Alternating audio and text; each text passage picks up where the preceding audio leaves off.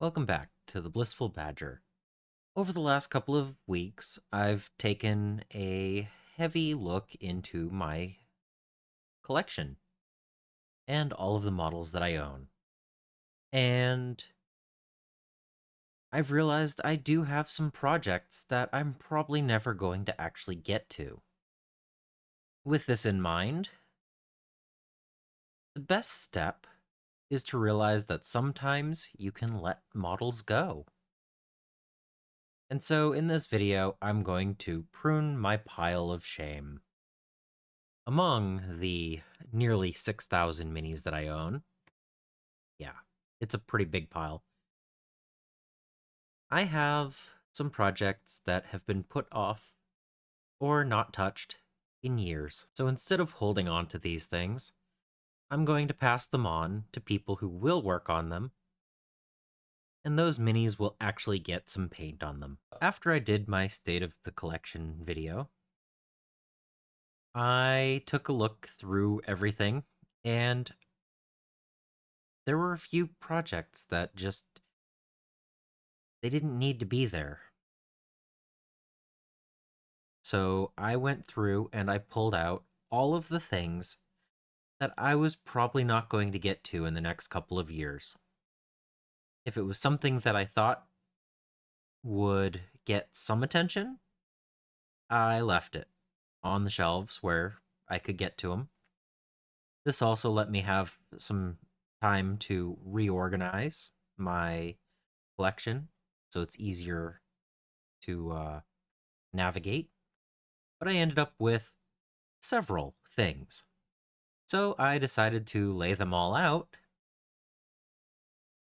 so that I could take some pictures so I could post them in the barter section of the local game shop's Discord.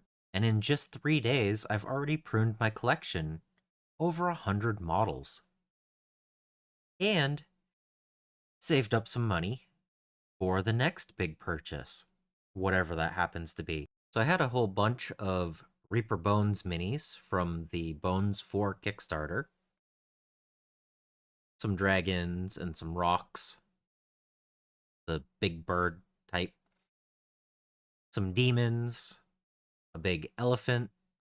I had the Valkyrie that I purchased last April and never did anything with. I had a Warp Smith from the Versus box with Eldar. I've had that for 2 years, more, and I still have another Warp Smith, so one going away isn't a huge deal. There was an extra Claw Lord on Knob East, and the Cruel Boy uh, Chieftain on whatever Dominion had. I own 3 of each of those. I don't need 3. I can go with 2. That's still quite a few. I had some extra Strike Team for my Tau, and a Shield Wall disc thing. I had 10 extra Gene Stealers. Since we still can only take 30, it didn't make sense to keep 40 on hand. And so I'm finally letting those 10 go.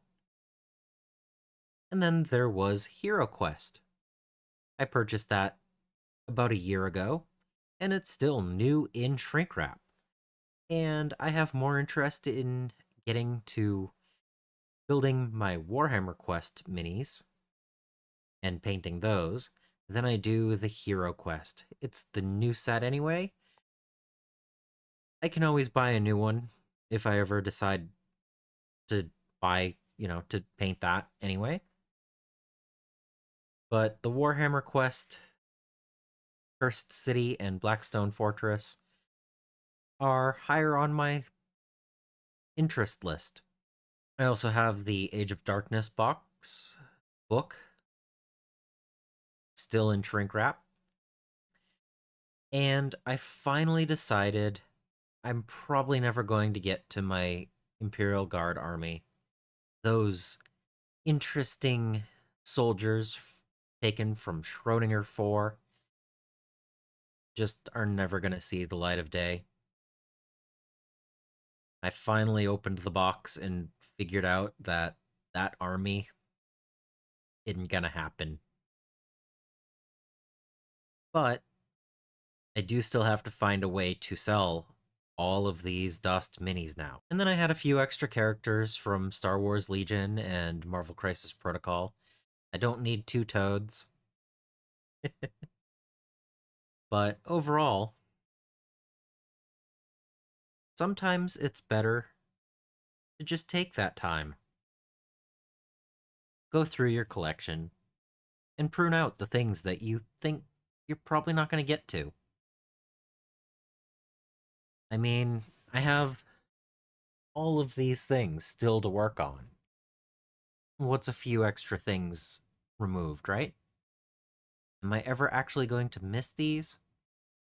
If I do, am I going to be able to find them again? Probably. So,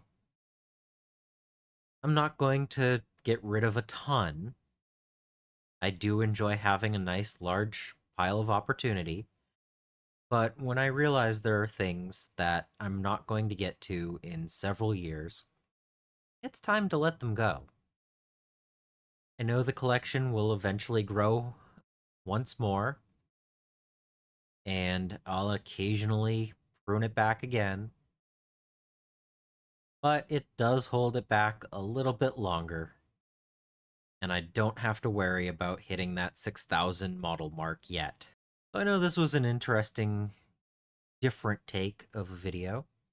I didn't paint anything, but every now and then, the collection needs that little bit of breathing room. And I believe this will help me more focus on the projects that I do have in mind. Because I do have quite a few projects on the table that I just need to get done so I can move on to the next few. Subscribe if you haven't so that you don't miss any future videos.